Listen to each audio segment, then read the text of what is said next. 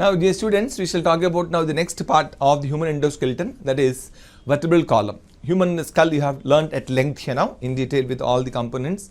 Now we shall focus on the next part of the axial skeleton, that is vertebral column here now. Vertebral column. Now this vertebral column is about 71 centimeters in men, 61 centimeters in women here now. It is about 71 centimeters in men and 61 centimeters in women here now. It consists of 33 vertebrae, but among these some of them are fused. As a result, only 26 free vertebrae are present. 26 free vertebrae are present. And the vertebral formula is C7 TH12 L5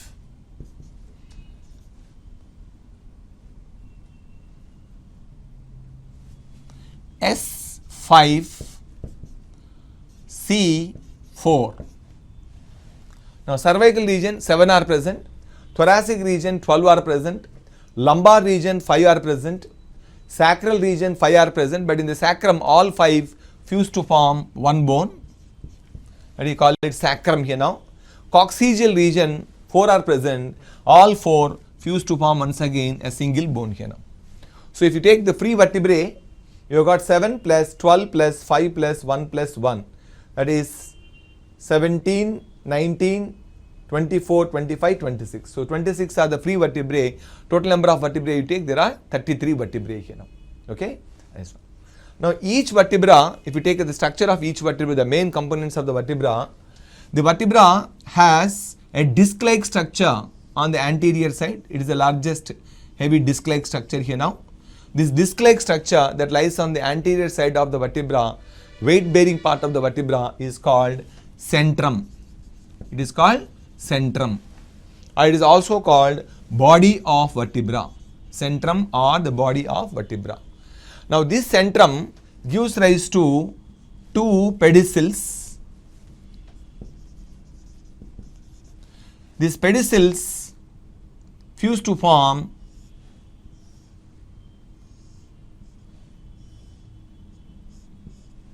pedicel and the laminae.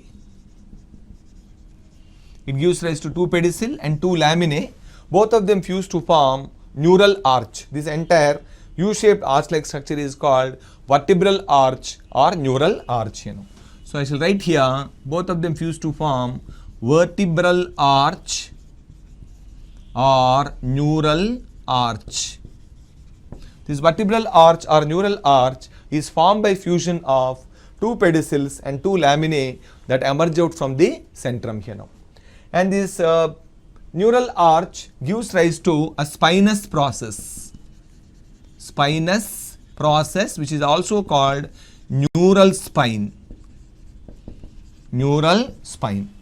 Then this centrum gives rise to about 7 projections here now.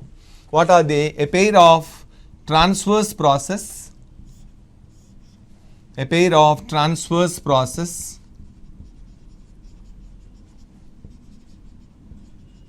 a pair of transverse process, then a pair of superior articular facets, a pair of inferior articular facets, then a spinous neural spine here now.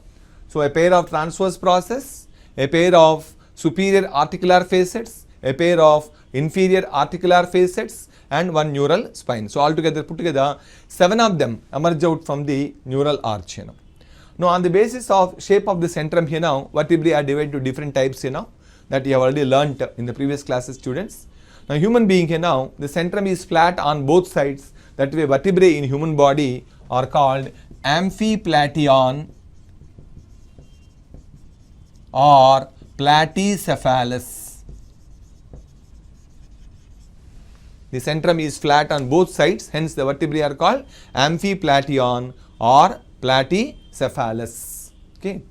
Now between successive vertebrae, for the better articulation, intervertebral discs are present. Intervertebral discs are present between successive vertebrae here now.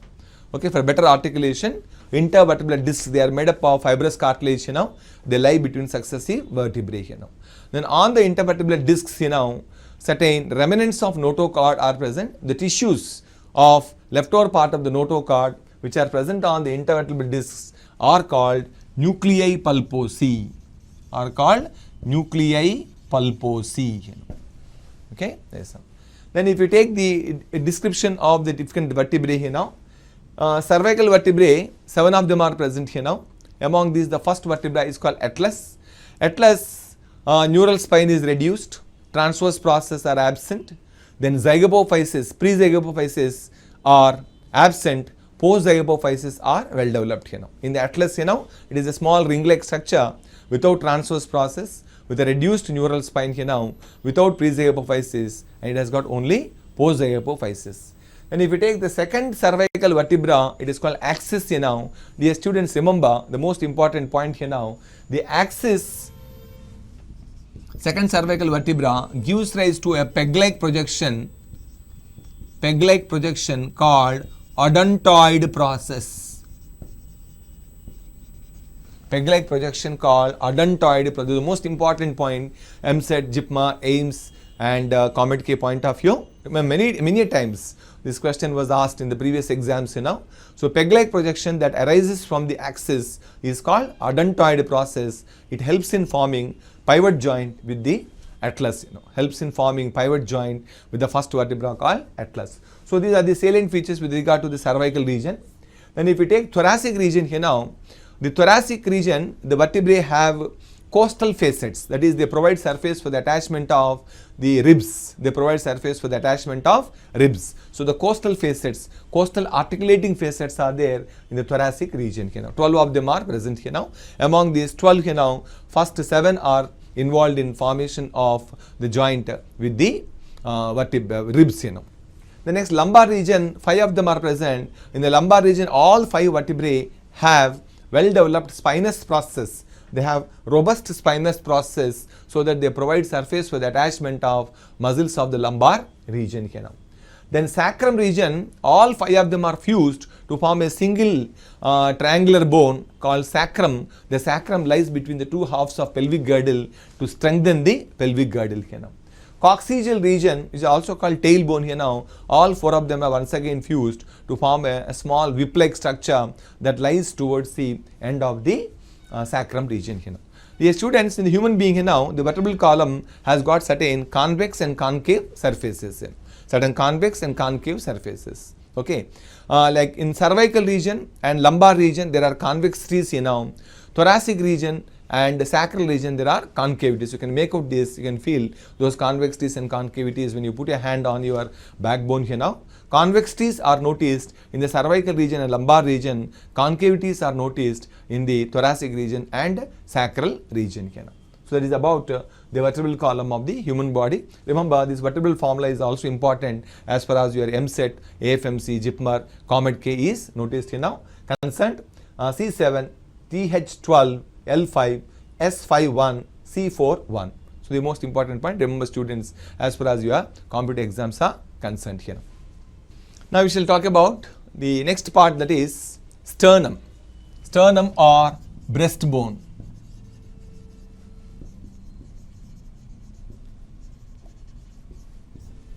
The sternum or breastbone lies at the center of the mid-ventral part of your endoskeleton here now, providing surface for the ribs here now. Now the sternum has 3 parts here now. The anterior part of the sternum is called manubrium. The next there is body of sternum. Then there is xiphoid process.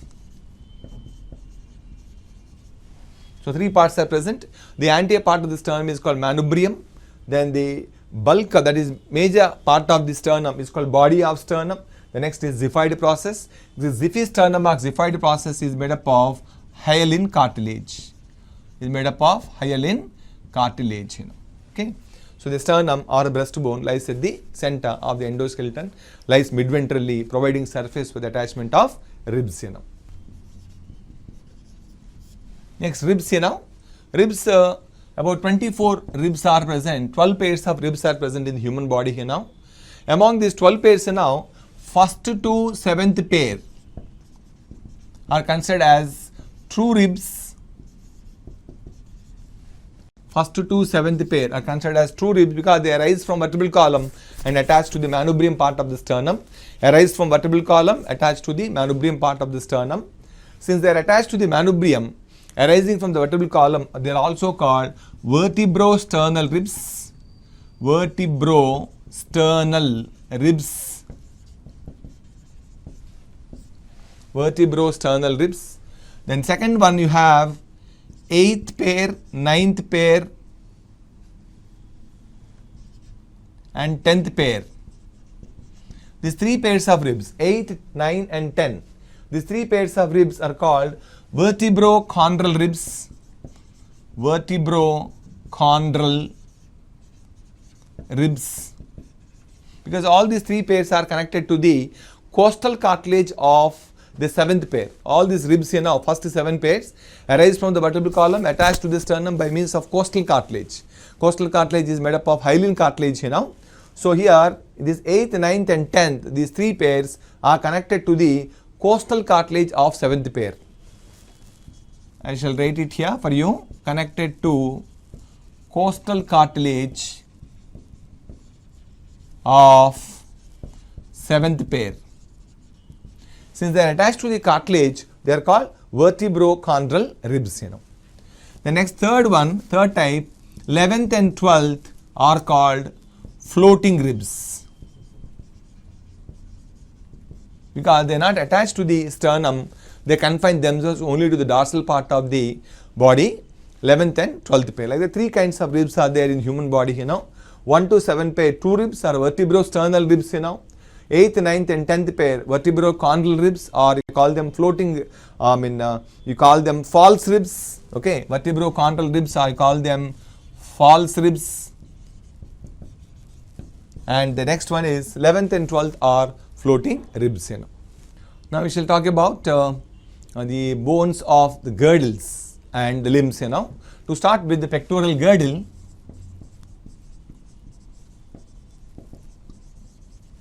in human being, the entire pectoral girdle comprises of only 2 bones that is scapula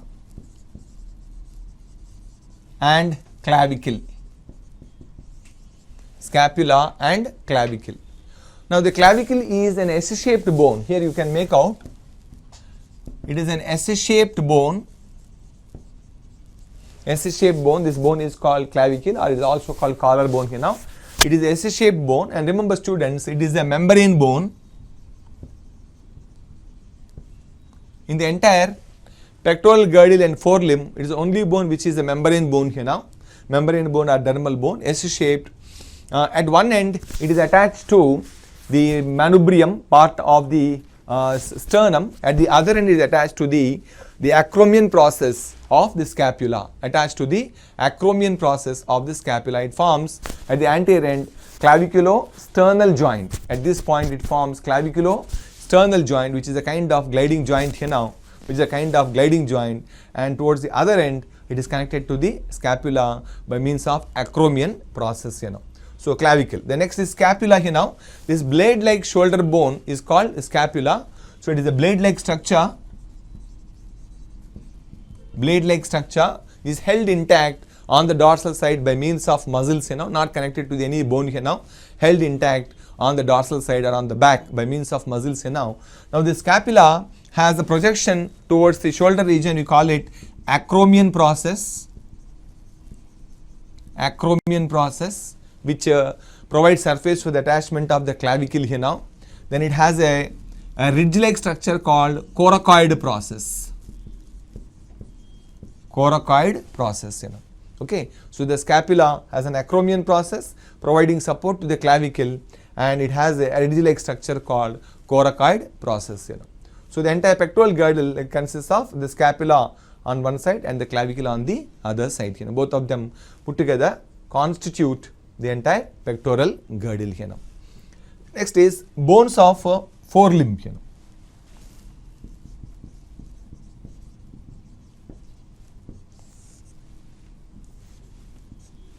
Now forelimb consists of upper arm, forearm, hand. Upper arm is also called brachium. Forearm is antebrachium. Hand is manus. Hand is also called manus. Now the brachium consists of a single bone called humerus. It has got a single bone called humerus. Now this humerus, head of the humerus is embedded in the glenoid cavity of scapula. Scapula has a socket-like structure called glenoid cavity that lodges the head of humerus to form ball and socket joint.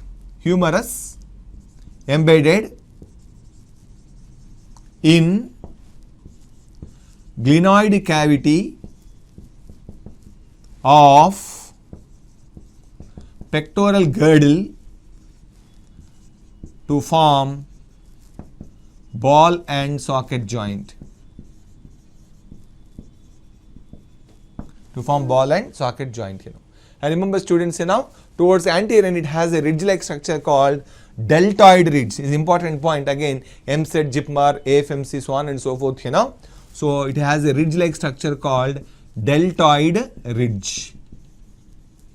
Deltoid ridge lies on the humerus towards the anterior end at the point of articulation of humerus with the scapula. The next is forearm or antebrachium. In the forearm or antebrachium there is a radius bone and ulna bone.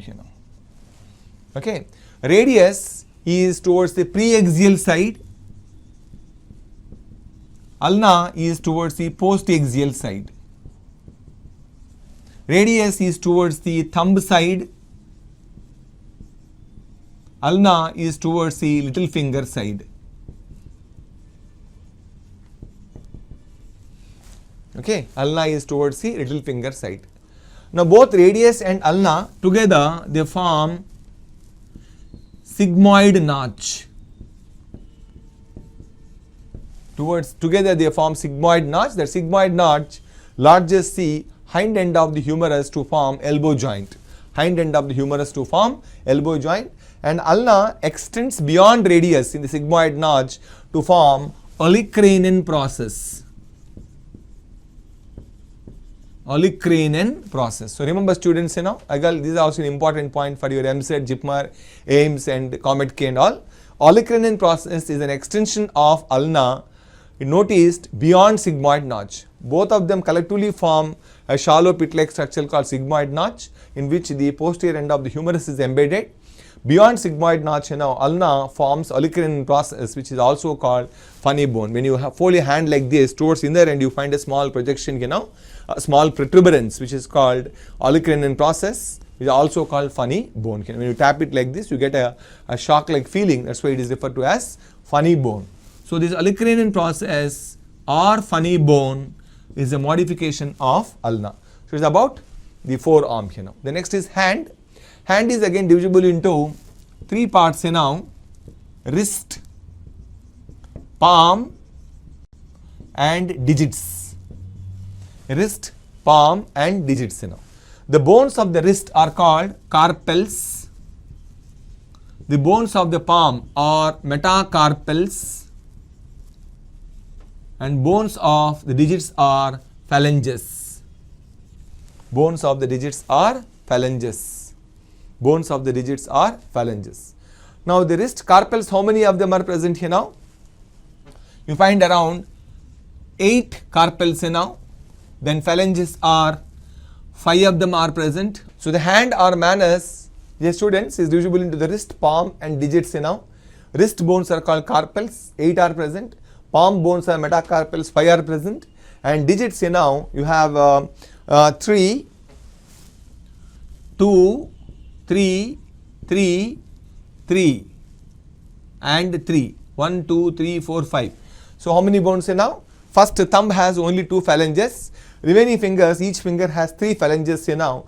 So here 12 plus 2, 14 phalanges are present. 14 phalanges are present here.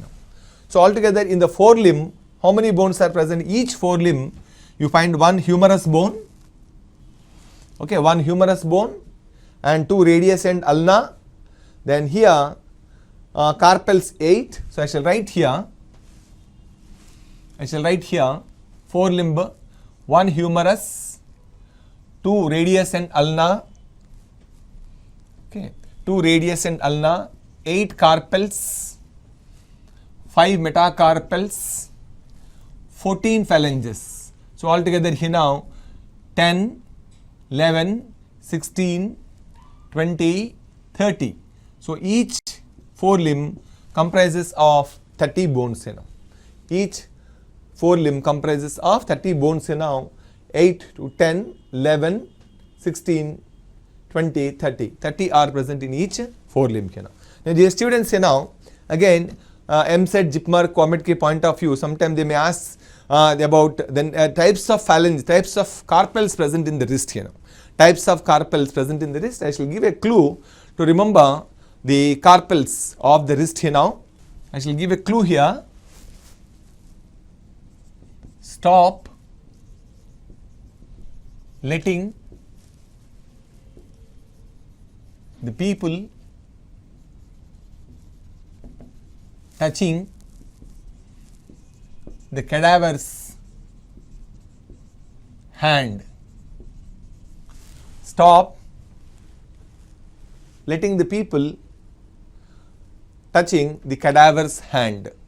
This gives you a clue to remember all the bones of the wrist, that is carpels. Now shall name them S. First S stands for scaphoid. The second one L stands for lunate. Then T stands for triquetral. P stands for pisiform bone.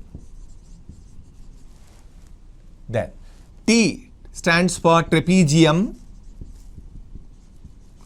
Another T stands for trapezoid. C stands for capitate. H stands for hamate. So these 4 of them are present in the proximal row, and these 4 are present in the distal row. Either these carpels are arranged in 2 rows, proximal row and the distal row. Proximal row consisting of scaphoid, lunate, triquetral and pisiform. Distal row consisting of trapezium, trapezoid, capitate and hamate. Okay, altogether 8 are there. Then how do you remember, students? You remember this sentence now. Stop letting the people touching the cadaver's hand. Stop letting the people touching the cadaver's hand, where you take first alphabet of each word, that will give you all the 8 carpels of the wrist. So scaphoid, lunate, triquetral, pisiform, trapezium, trapezoid, capitate, hamate. These are the bones of the wrist, that is carpels. Now I show you illustration here now. Illustration with regard to the scapula, that is forelimb, and the pectoral girdle. We shall talk about types of fractures. Dear students, the types of fractures are also important as far as your AFMC, JEE, AIMS, COMET is concerned. Questions are being asked even from the types of fractures. The simple concepts you can easily remember. To start with, number 1, compound fracture. Compound fracture, or it is also called open fracture.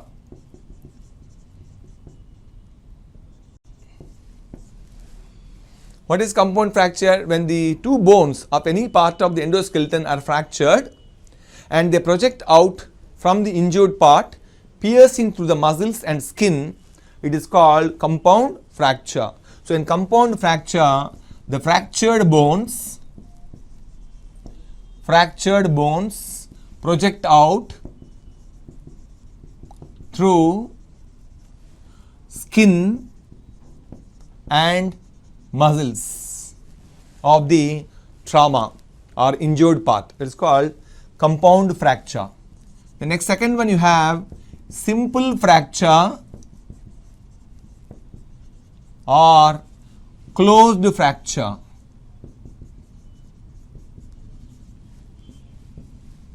In the simple fracture, the fractured bones remain embedded within the organ that is affected. They don't project out through the injured part here now. They are embedded, that is fractured extremities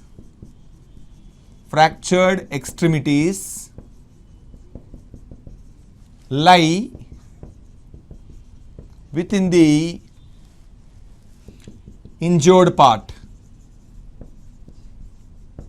There will be damage of tissue, but the bones don't emerge out through the injured part here now. That is called simple fracture or closed fracture. Third one is comminuted fracture.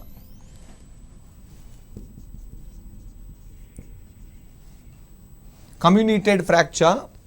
In this comminuted fracture here now, the one end of the fractured bone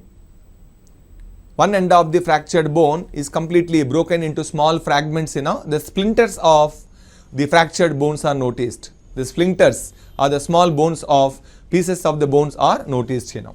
So comminuted fracture, splinters of fractured bones, fractured extremities are noticed. The fracture is so fatal that the tips of the bones which are subjected to fracture are broken down into small fragments, and those fragments of bony pieces are seen in the injured part. That kind of fracture is called comminuted fracture here now. Okay, splinters of fractured extremities are noticed in the injured part. Then the fourth one, you have green stick fracture.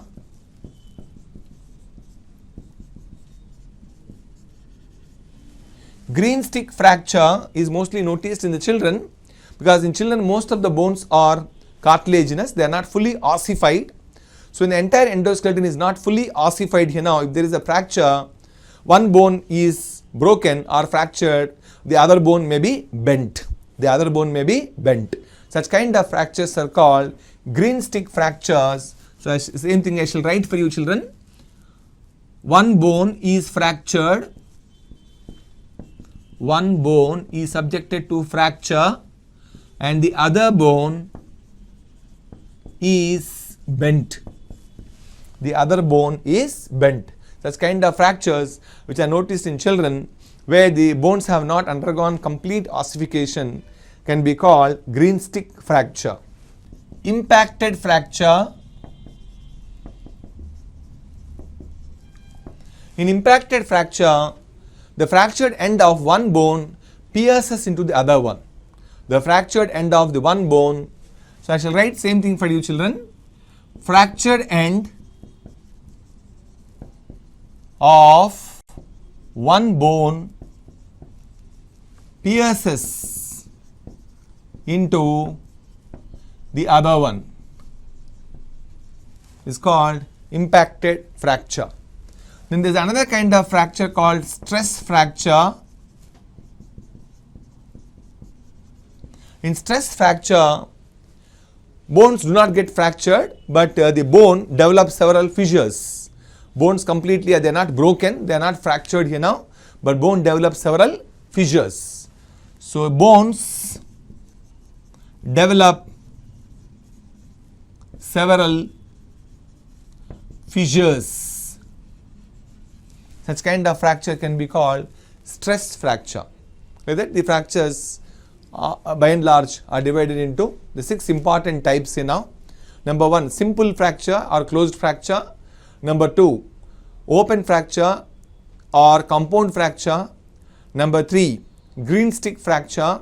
Number 4, comminuted fracture.